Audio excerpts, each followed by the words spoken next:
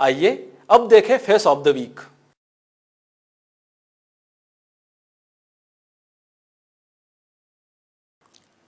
इस हफ्ते हम आपको रूबरू करा रहे हैं बालकों की एक ऐसी प्रतिभा से जिसने वर्ष 2012-13 की सीबीएसई 12वीं परीक्षा में कोरबा जिले में 7वां स्थान प्राप्त कर बालको परिवार का नाम रोशन किया है। ये है बालको की सूचना प्रौद्योगिकी प्रमुख श्रीमती रीना श्रीवास्तव और बालको के कॉर्पोरेट अफेयर्स प्रमुख श्री बी.के. श्रीवास्तव की सुपुत्री अपूर्वा श्रीवास्तव। अपूर्वा, बालको समाचार के इस बुलेटिन में आपका हार्दिक स्वागत है। धन्यवाद। दर्शकों को आप अपनी शैक्षणिक पृष्ठभूमि और उपलब्धि के बारे में बताएं। मैंने अपनी शिक्षा दिल्ली पब्लिक स्कूल एनटीपीसी से प्राप्त की है और हर एक कक्षा में मैं अच्छे अंकों से पास हुई हूँ। क्लास 12th में मैंने मैथमेटिक्स स्ट्रीम से अपनी पढ़ाई की है और 93.6% पाया है। डिस्ट्रिक्ट में मैं 7th रैंक लाई हूँ। मैंने केमिस्ट्री में 100/100 लाया है। आपको अपना नाम प्रावीण्य सूची में देखकर कैसा महसूस हो रहा है?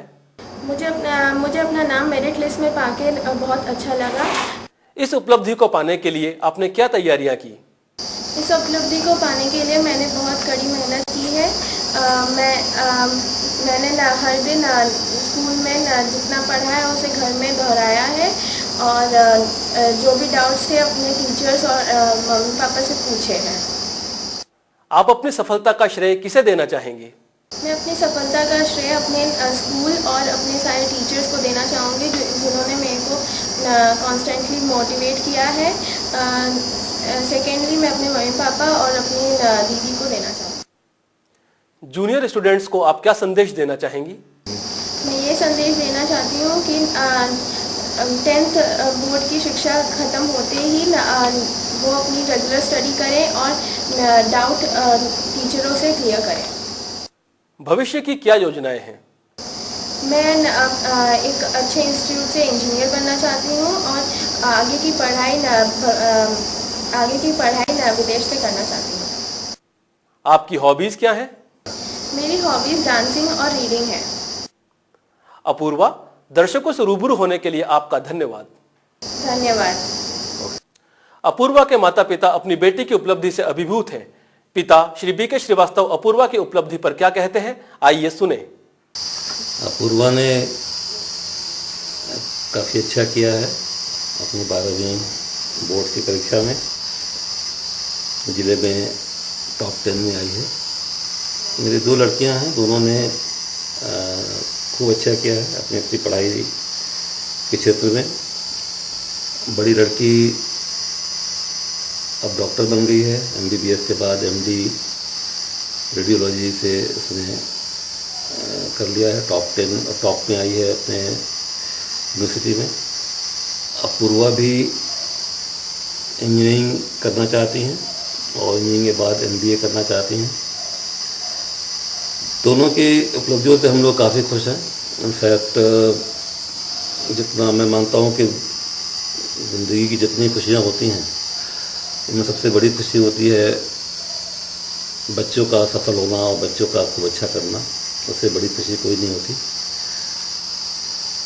एक और बात यह है कि हम दोनों वर्किंग हैं और इस वजह से ज़्यादा कंट्रीब्यूट नहीं कर पाते उनकी पढ़ाई लिखाई में। तब भी वो अपनी मेहनत से अपने बलबूते पर ही आगे बढ़ रही हैं, जो उनके कॉन्फिडेंस को दिखाता है और उसके दम पर हम लोग सोचते हैं और कह सकते हैं कि वो लाइफ पे खूब अच्छा करेंगे।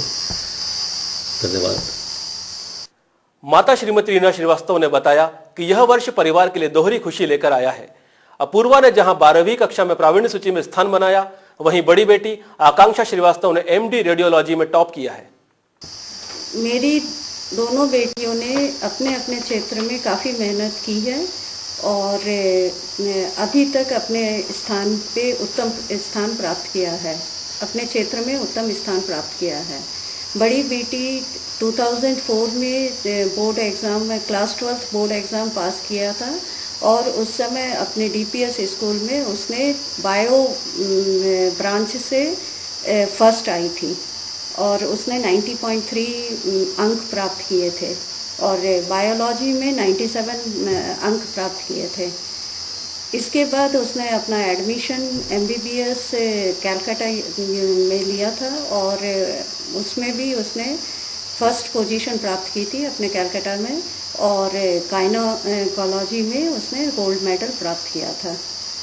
उसके बाद MD के लिए उसने सेम ईयर 2010 में after completion of the MBBS exam वो उसने MD रेडियोलॉजी में एडमिशन लिया और अभी 2013 में MD रेडियोलॉजी में उसने अपने यूनिवर्सिटी में टॉप किया है।